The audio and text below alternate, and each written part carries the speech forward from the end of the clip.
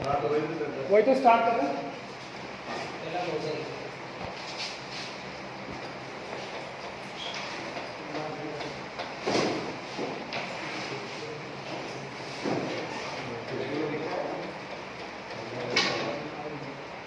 बेटा आराम से समझ के चलना, सब समझ आएगा, है ना।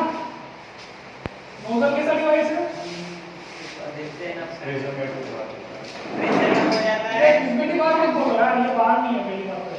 जो समझने के लिए आप बोल सकते हो, तो उसको बोलो मत, ये बाहर नहीं है। क्या है ये? Converging section. ये कन्वर्जिंग सेक्शन है ना। This is your section 1, this is section 2, ठीक है। अब देखो बेटा, बात कोई भी नहीं करेगा, कोई भी नहीं। मैंने बोला कोई भी नहीं, इसका मतलब कोई भी नहीं। इसको मैंने कैसा बना दिया बेटा? एडियाबेटिक। कैसा बना दिया? क्यों बनाया? एडियाबेटिक करने से क्या होगा? कंफ्यूज क्यों होते हो? कॉन्फिडेंस के साथ बोलो ना, जैसे हमने पढ़ा है एडियाबेटिक में हीट ट्रांसफर 0 होता है। ये जो साइन होता है किसका होता है? ये जो डैश डैश किया है ना मैंने, इसका इसका मतलब क्या है? हाँ, यहाँ से हीट ट्रांसफर नहीं हुई। नहीं दिख रहा है क्या बोर्ड इधर वालों को? किसी को प्रॉब्लम है बोर्ड देखने में?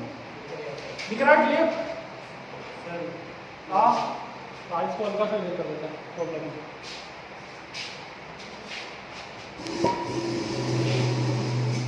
अब दिख रहा है? क्लास तो आपके लिए ही हो रही है अगर आप नहीं देख पाओगे तो क्या मतलब है ना। इसका मतलब क्या? साइन का मतलब हीट ट्रांसफर। अब नोजल क्या होता है? कन्वर्जिंग सेक्शन होता है। क्यों यूज करते हैं? Why nozzle is used? Velocity बढ़ाने के लिए। और अच्छे से बोलूं तो काइनेटिक एनर्जी को बढ़ाने के लिए। क्या करेंगे? काइनेटिक एनर्जी को बढ़ाने के लिए।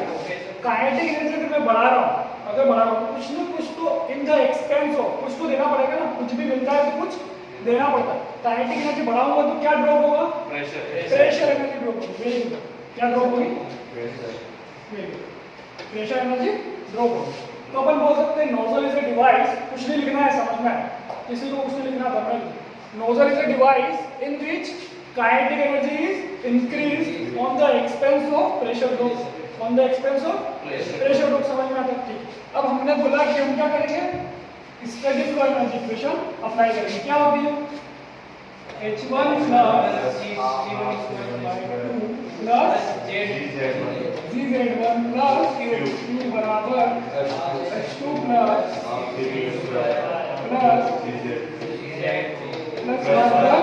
Control volume. कंट्रोल वॉल्यूम या शाफ्ट का वर्क दोनों कह सकते हो, ठीक है बेटा। अब देखो यहाँ जो फ्लूइड इंटर हुआ उसकी वेलोसिटी कितनी थी?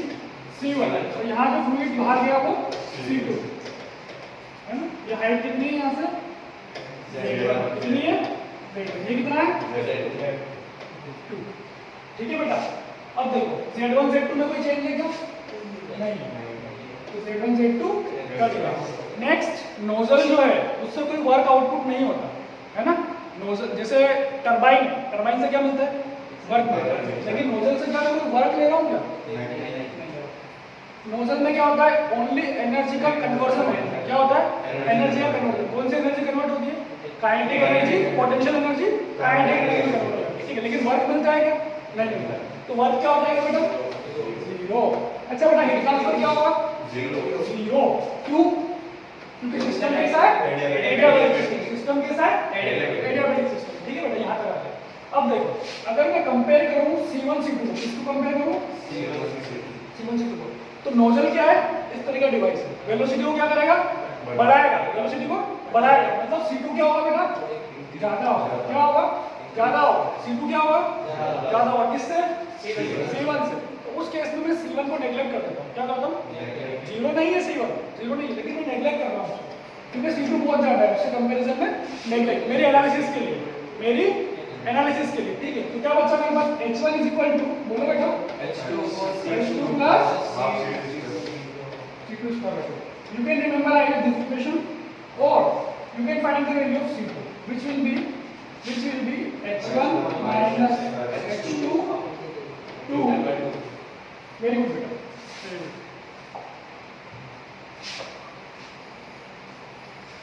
अब नोट कर लो इसको फटाफट।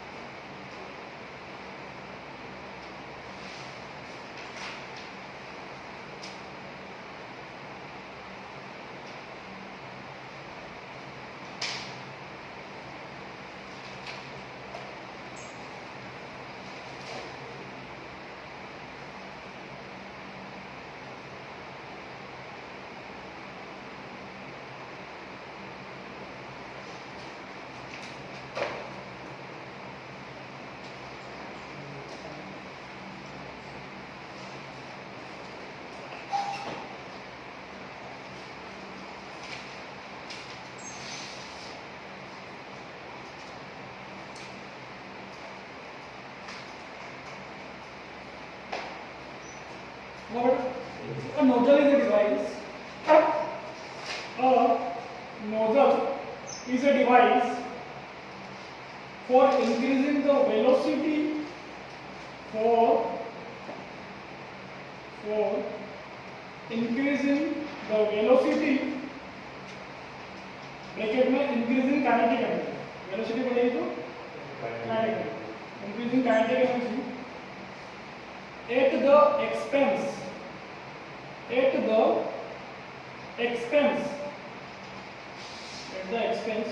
of pressure energy. At the expense of pressure energy. लिखा बेटा फर्स्ट पॉइंट। सेकंड पॉइंट लिखना increase in kinetic energy, increase in kinetic energy, increase in kinetic is equal to decrease in enthalpy, is equal to decrease in enthalpy। समझ आया ये point?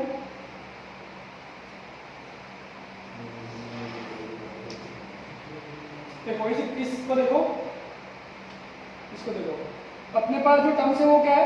अगर C1 को zero नहीं करता हूँ, C1 स्क्वायर बाय 2 H1, इधर क्या है? C2 स्क्वायर बाय 2 और H2, तो C2 square by 2 minus C1 square by 2 मतलब क्या आएगा? Change in kinetic energy, change in, इधर क्या बचेगा? H1 minus H2, change in enthalpy, change in H क्या है? एंथैल्पी। तो जो इंक्रीज है काइनेटिक एनर्जी में वो क्यों मिल रहा है? एंथैल्पी के चेंज की वजह से। Increase of kinetic energy is equal to decrease in enthalpy. ये कौन होगा? Steady flow energy equation apply करना होगा। क्लियर है? आगे लिखो second device. First device was nozzle, second is diffuser.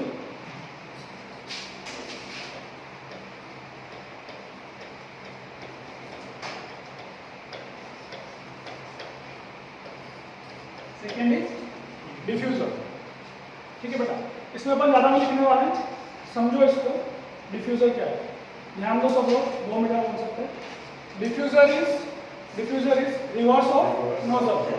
Nozzle में काइनेटिक एनर्जी बढ़ती है, डिफ्यूजर में काइनेटिक एनर्जी ड्रॉप होगी। यहाँ at the expense of pressure energy, pressure energy drop होगी तो काइनेटिक एनर्जी बढ़ेगी। यहाँ पे काइनेटिक एनर्जी ड्रॉप होगी, प्रेशर एनर्जी बढ़ेगी। तो diffuser is reverse of nozzle, diffuser is reverse of nozzle. दोनों में वर्क कितना होगा? दोनों यार दोनों में वर्क 0 होगा। समझ में आया? तो देखो पॉइंट, डिफ्यूजर, इन डिफ्यूजर प्रेशर एनर्जी इंक्रीजेस, इन डिफ्यूजर प्रेशर एनर्जी क्या होगी? Increases and kinetic energy decreases, kinetic energy decreases.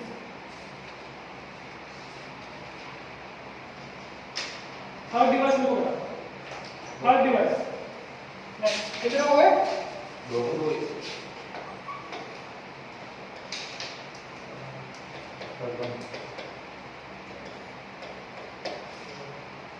One of the very important application turbine.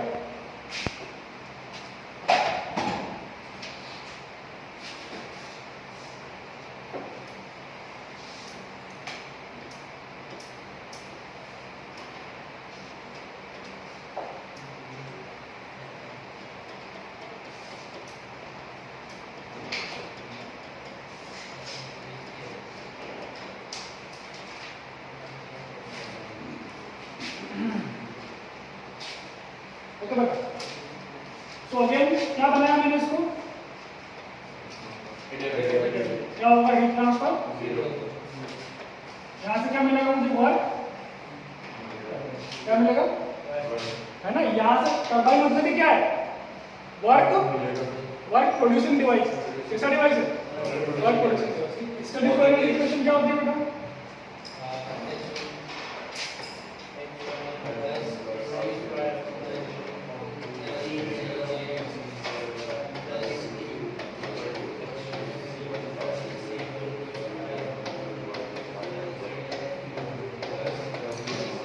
Turbine लिख दो। शाफ्ट क्या है यहाँ पे? टरबाइन है, ये घूमेगी। ये जो शाफ्ट है, ये शाफ्ट पर क्या बन जाएगा? टरबाइन वर्क बन जाएगा। ये टरबाइन का वर्क है ना। अब देखो ये क्या है? डेटम, ये हाइट Z1, ये हाइट Z2। ठीक है बेटा। अब क्या है कि आपको कुछ अजम्पशंस लिखने हैं। क्या लिखना है? जब आप इसको अप्लाई करें, है ना। देखो बेटा, पहला अजम्पशन लिखो कि सिस्टम एडियाबेटिक है। पहला अजम्पशन क्या है? सिस्टम इज एडियाबेटिक, है ना बेटा। What is first assumption? है ना, एडियाबेटिक में क्या होगा ब्रैकेट में? Q is equal to 0। Second assumption लिखो बेटा, स्टडी फ्लो। सेकेंड अजम्पशन क्या है? Steady flow. कैसा फ्लो है? थर्ड लिखो बेटा, टरबाइन में कैसे? थर्ड अजम्पशन लिखो, neglect kinetic energy change. Third is neglect kinetic energy change. And what is fourth? Neglect potential energy change. Neglect potential energy change. Clear? क्या मतलब हुआ इन अजम्पशंस का? कि वो कह रहा है कि काइनेटिक एनर्जी के चेंज को नेग्लेक्ट कर दो, पोटेंशियल एनर्जी के चेंज को नेग्लेक्ट कर दो। सिस्टम कैसा है? तो क्यों क्या कर दो? 0। क्या क्या बच रहा है? H2 और वर्क। हाँ, H1 is equal to H2 plus work done turbine. Then from here we will get work done turbine is equal to H1 minus H2. This is the final question. Star mark. कौन कर रहा है?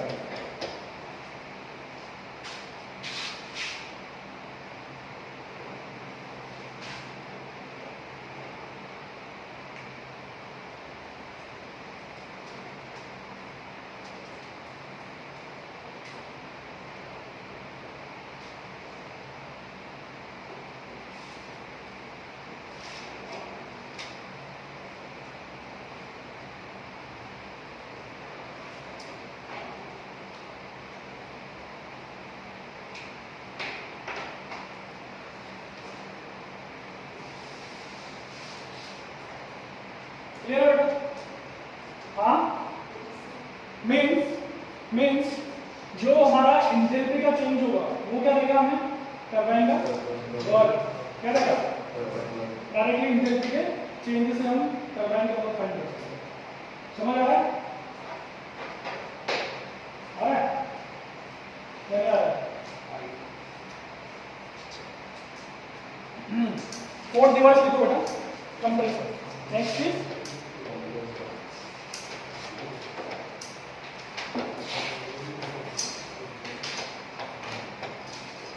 Fourth device, बात नहीं। Fourth क्या है? Compressor. Compressor क्या करता है? नहीं पता, सुनो पहले। Turbine is a work producing device. Turbine is a work. Turbine से वर्क क्या होता है? मिलता है, मिलता है। कंप्रेसर में वर्क देना पड़ता है। It is a work absorbing device. It is work producing device, it is work absorbing device. ठीक है। Now, what is the purpose of turbine? To produce work. What is the purpose of compressor?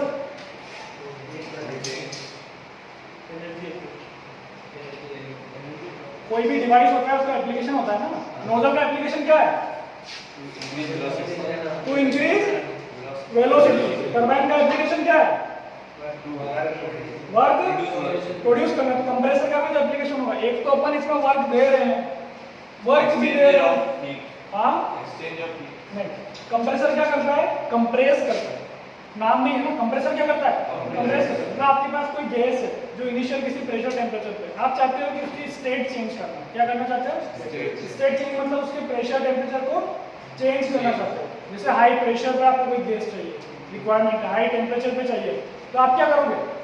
Compressor का use करोगे, उसको compress करोगे। ठीक है बेटा? तो क्या होगा उस केस में? वर्क क्या करना पड़ेगा?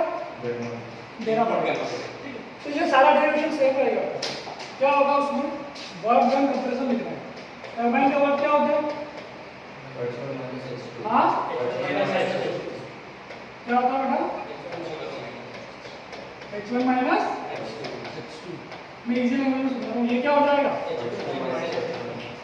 ठीक है। क्यों हुआ ऐसा? दोनों के समझना, लिखना मत। टरबाइन वर्क मिल रहा है, work done by the system, तो क्या होगा? पॉजिटिव। कंप्रेसर क्या है? Work done on the system, तो क्या होगा? नेगेटिव। इसलिए मैंने नेगेटिव दिया है। तो डेरिवेशन अपने आप आएगा। आप चाहो तो वहां से भी कर सकते हो, है ना? तो मतलब क्या समझ में आया कि वर्क डन कंप्रेसर क्या होता है? हमेशा टरबाइन के साइन चेंज करना होता है। तो हमें क्या मिलेगा?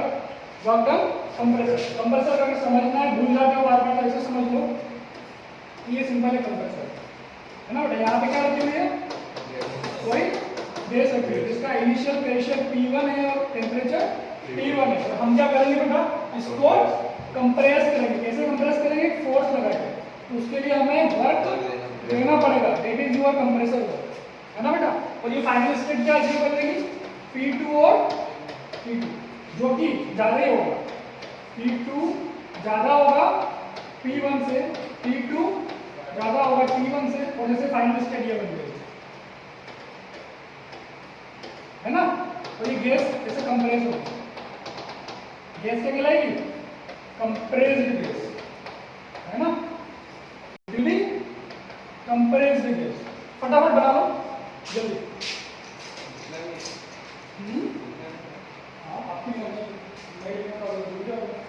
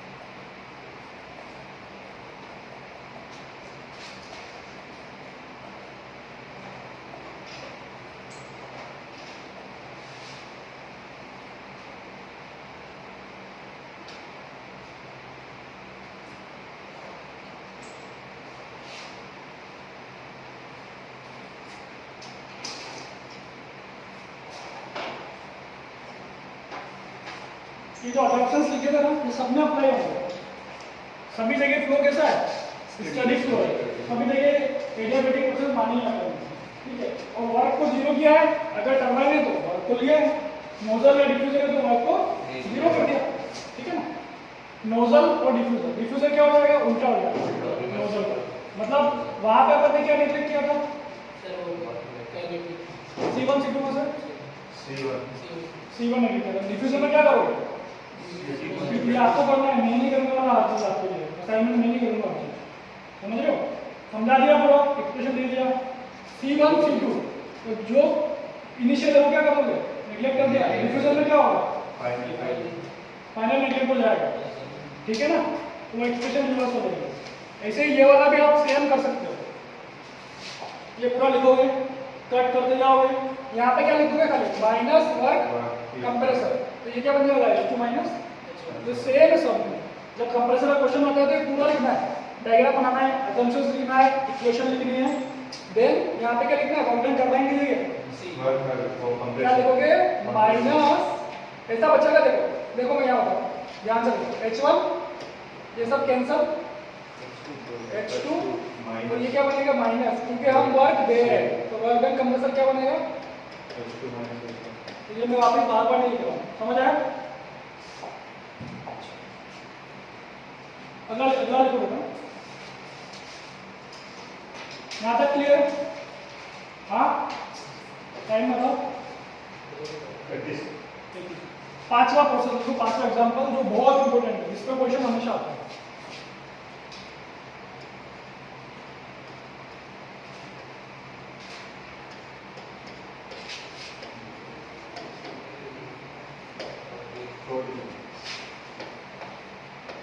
इसको ध्यान से समझना, अभी तक आसान था, ये सब में थोड़ा सा डिफिकल्ट है समझने में, लेकिन समझने के बाद बहुत आसान है, गलती होती है इसमें से, ध्यान से समझना। लिखा क्या होता है थ्रोटलिंग, कोई बता सकता है, किसी को पता हो क्या तो बताओ नहीं सही।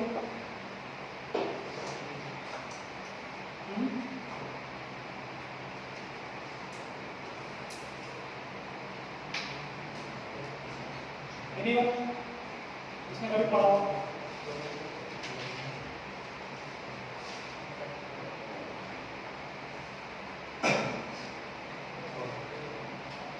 बेटा बहुत ध्यान से समझ, 100% माइंड लिया लेके आना, फिर समझना। थ्रोटलिंग क्या है, flow through a restricted passage, समझ रहे हो, मतलब क्या है, ऐसा फ्लो जहाँ, ऐसा पैसेज जहाँ से फ्लो हो नहीं रहा है, बहुत कम जगह है, वहां से अगर फ्लो होता है तो वो प्रोसेस थ्रोटलिंग हो जाती है। कॉन्सेप्चुअल है, इसलिए ध्यान से समझना तो छूट जाएगा। तो क्या बोला मैंने, फ्लो थ्रू रेस्ट्रिक्टेड पैसेज, मतलब क्या है, जहाँ जगह बहुत कम है वहां से अगर फ्लो हो रहा है तो प्रोसेस किसी बन जाएगी, थ्रोटलिंग प्रोसेस, या फिर हम बोलते हैं flow through a porous plug, flow through a porous plug, मतलब कहने का मतलब क्या है कि इतने सारे रेजिस्टेंस है उसमें, क्या है, बहुत ज्यादा रेजिस्टेंस है, उसके थ्रू फ्लो हो रहा है। अच्छा क्यों हो रहा है थ्रोटलिंग प्रोसेस में, ऐसा क्या हो रहा है, तो हमेशा क्या होता है बेटा, एक ही चीज को पकड़ना, प्रेशर, किसको पकड़ना है, प्रेशर। तो हमेशा जब भी थ्रोटलिंग प्रोसेस होगी बेटा ध्यान देना, जब भी थ्रोटलिंग प्रोसेस होगी क्या होगा, प्रेशर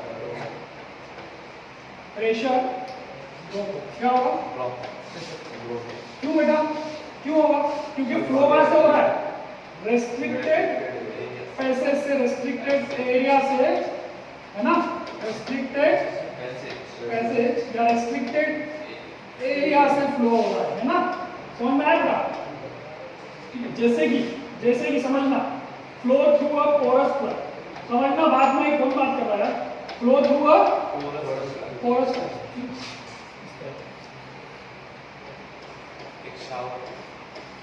बता रहा हूँ बेटा, अभी पहला पूरा समझ लो इस तरीके से। अगर क्या होगा, अगर यहाँ पे कोई लिक्विड आया, इसमें से फ्लो किया, क्या किया, इसमें से फ्लो किया, यहाँ नंबर ऑफ रेस्ट्रिक्शंस है ना, उसमें से पार करके वो बाहर आ गया, लेकिन जब वो आया ना तो उसका प्रेशर हाईली ड्रॉप हो गया, प्रेशर क्या हुआ, प्रेशर हाईली ड्रॉप हो गया, जैसे यहाँ पे P1 प्रेशर था 50 बार, ठीक है, यहाँ कितना लग गया खाली, प्रेशर क्या हो गया, हाईली ड्रॉप हो गया। या फिर जैसे आप सभी ने नल खोला है पानी का, हल्का सा खोलना, पूरा मत खोलना, हल्का सा, तो पानी आता है ना टकरा के इधर उससे हल्का, वो है flow through a restricted passage, जहाँ रोक रखा है आपने हल्की सी जगह दी, तो फ्लो होगा ना उसमें से, तो वो प्रोसेस कौन सी बनेगी?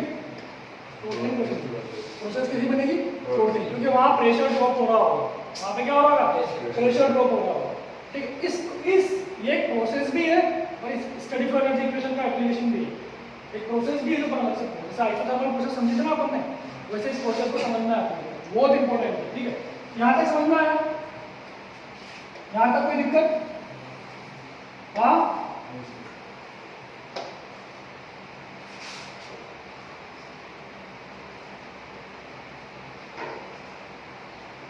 ये एग्जांपल हो गया आपका, है ना? ये क्या हो गया? एग्जांपल की flow through a porous plug. What is throttling? Flow through a restricted spaces. और थ्रॉटलिंग में क्या होता है? हमेशा प्रेशर हाईली ड्रॉप या हमेशा प्रेशर ड्रॉप होगा। इतना क्लियर है बेटा? लिख लो इसको।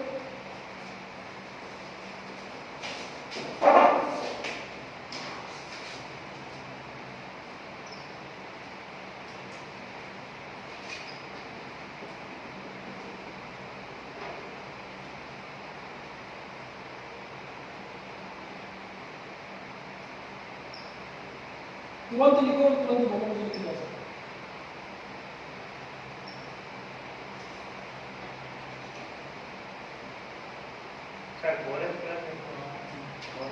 आपने वो देखा है जो पानी को एब्जॉर्ब नहीं करता है, गद्दा आता है, गद्दा हम देखा, उस पर क्या करना? पानी गिराना, बहुत तेज स्पीड में क्या करना?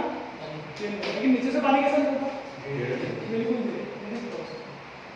ऐसा मत, सबने देखा होगा। देखा आपको पानी का गद्दा स्मूथ स्मूथ फॉर्म वाला सोफे में तो गद्दा ही होता है, उस पर एकदम से पानी का प्रेशर से गिराना है, नीचे क्या होता है? बहुत धीरे पानी निकलता है, प्रेशर ड्रॉप हो जाता है ना। That is your practical throttling process which you can see. इसमें छोटे छोटे पोर्स होते हैं ना, जिससे पानी निकलता है, इसलिए पोर्स करते हैं, है ना? पर्पस क्या है? प्रेशर को ड्रॉप करना। प्रोसेस कौन सी बनेगी? अच्छा, अब देखो थ्रॉटलिंग में कुछ वर्क होगा क्या? तो नहीं। वर्क क्या होगा बेटा? हमेशा वर्क क्या होगा बेटा? बेटा आगे नहीं चलना, आगे चलोगे तो गलत हो जाएगा। वर्क क्या हो जाएगा? जीरो। अच्छा, ये प्रोसेस रिवर्सिबल होगी या इरिवर्सिबल होगी? इरिवर्सिबल होगी। जहाँ पे भी आपके पैरामीटर्स चेंज हो चुके हैं, क्या 5 को फिर से 50 कर सकते हैं क्या आसानी से? नहीं कर सकते, बहुत मुश्किल है। और वैसे भी ये प्रोसेस इनफाइनाइटली स्लो हो रही है क्या? नहीं हो रही। प्रैक्टिकली जितनी प्रोसेस होती है कैसी होती है? इरिवर्सिबल। तो हाईली इरिवर्सिबल प्रोसेस है, सो प्रोसेस विल बी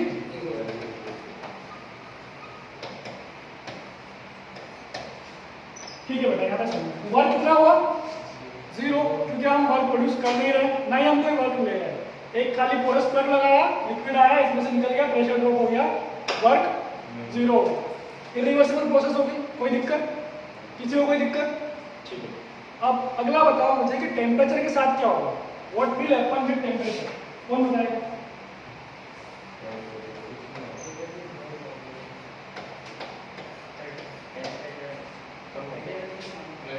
कम हो रहा है, ड्रॉप हो रहा है, तो टेम्परेचर में चेंज होएगा।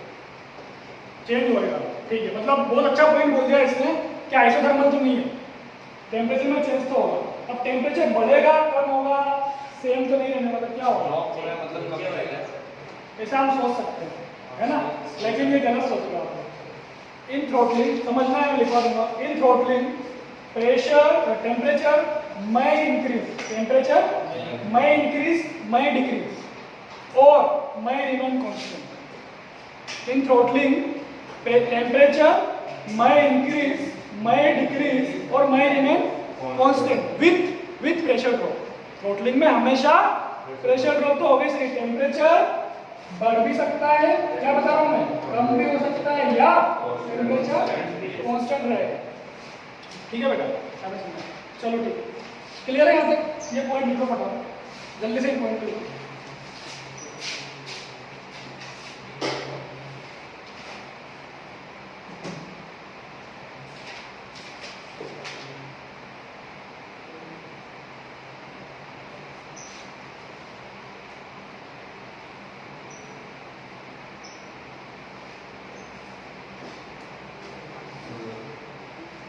लिखा बेटा सबने? ध्यान देना, खत्म नहीं हुआ है, टॉपिक शुरू हुआ है। स्टडी फ्लो एनर्जी इक्वेशन बोलो, तुम बातें बहुत करते हो, लास्ट में बोलो। h1 plus half c1 plus z1 plus q equals to plus 2 plus half c2 square plus dz2 plus 2 कोई प्रॉब्लम? अच्छा अभी बताया अपने थ्रॉटलिंग में क्या होगा, हीट वर्क का 0, अगर मैं इसको एडियाबेटिक बना दूंगा तो क्यों 0। काइनेटिक एनर्जी और पोटेंशियल एनर्जी में कोई चेंज कर नहीं रहा हूं, नेग्लेक्ट करके मान रहा हूं, सब कर दिया। क्या मिला, h1 इज इक्वल टू, बेटा वेरी इंपॉर्टेंट पॉइंट है, h1 इज इक्वल टू, इसका मतलब अगला पॉइंट लिखेंगे कि throttling process is the isoenthalpic process, समझना बेटा। तो थ्रॉटलिंग प्रोसेस का लिखना कुछ नहीं है, लिखना नहीं है, throttling process is a isoenthalpic process. अब याद करो कि आइडियल गैस के लिए, किसके लिए, आइडियल गैस के लिए enthalpy is H is a function of temperature only, temperature only for ideal gas, only for ideal gas, मतलब एंथैल्पी सेम तो टेम्परेचर सेम, बोलो यार, बोलो सेम, मतलब क्या होगा, आपका टेम्परेचर सेम रहेगा, मतलब कि T1 बराबर T2, किसके लिए, आइडियल गैस के लिए। अच्छा internal energy is a function of temperature only, किसके लिए, आइडियल गैस के लिए। Internal energy is a function of temperature only, किसके लिए, टेम्परेचर सेम तो इंटरनल एनर्जी सेम, मतलब U1 बराबर U2, किसके लिए, ये बोलना बहुत जरूरी है, बार बार इसलिए पूछ रहा हूँ क्योंकि गलती इसलिए होगी कि आपने लिखा है टेम्परेचर मैं इंक्रीज मैं डिक्रीज मैं डिक्रीज, अगली स्लाइड पे लिख दिया T1 is equal to T2, temperature constant कर दिया, कैसे समझा रहा हूं सब, जस्टिफाई तो करो।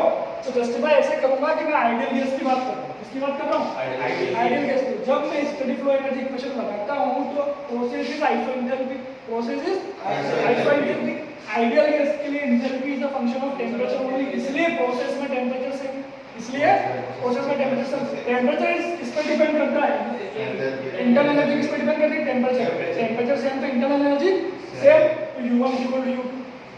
लेकिन ये सब किसके लगाएंगे, बार बार किसके लिए लगाएंगे, रियल गैस के लिए अलग होगा। तो ये जो मैंने समझाया था किसके लिए था, रियल गैस के लिए, ये सारा किसके लिए, आइडियल गैस लिखो, और ये लिखो फटाफट, फिर रियल गैस की बात करें।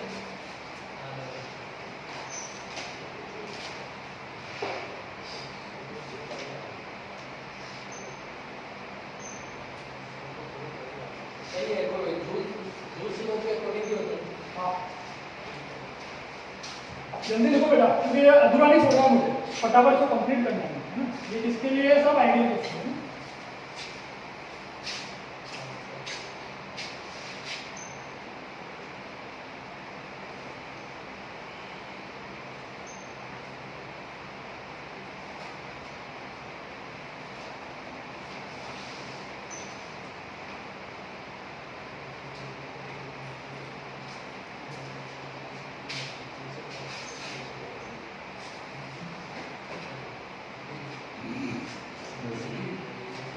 सब लोग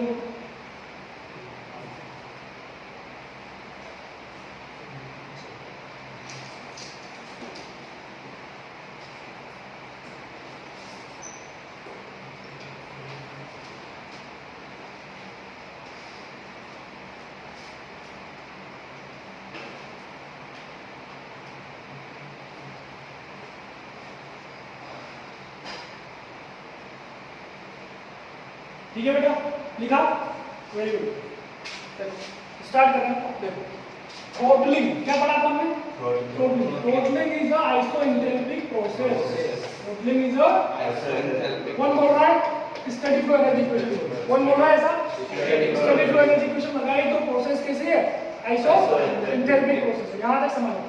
H is equal to U plus PV ना बेटा, H इज इक्वल टू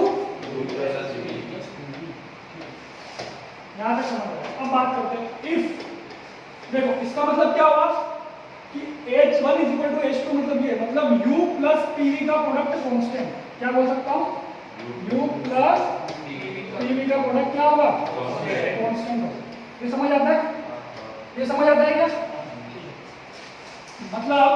मतलब बताना मुझे कि if U1 greater than U2 है, U1 ग्रेटर देन U2 है, तो क्या होगा, बोलो, P2 V2 को P1 V1 से बड़ा होना पड़ेगा।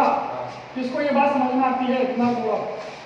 अगर U1 बड़ा है, दोनों इक्वल है, इधर और इधर वाली तरफ, U1 बड़ा है तो ये छोटा होगा ना, अभी बड़े में छोटा जोड़ेंगे तो सेम बनेगा। समझ आता है कि नहीं आता है? तो U1 बड़ा है तो कौन बड़ा होगा, P2 V2, ठीक है, या फिर P2 V2 बड़ा है तो U1 बड़ा है। अब U internal energy is a function of temperature. अगर U1 बड़ा तो T1 बड़ा, U1 बड़ा तो T1 बड़ा, मतलब क्या हुआ कि फाइनली टेम्परेचर ड्रॉप हो गया। टेम्परेचर क्या हो गया, डिक्रीज कर गया। टेम्परेचर क्या हो गया, रिड्यूस कर गया। ठीक है, इसका उल्टा केस लो, इसका उल्टा केस ले लो। If U2 is greater than U1 तो क्या होगा, T1 P2 V2 से बड़ा होगा।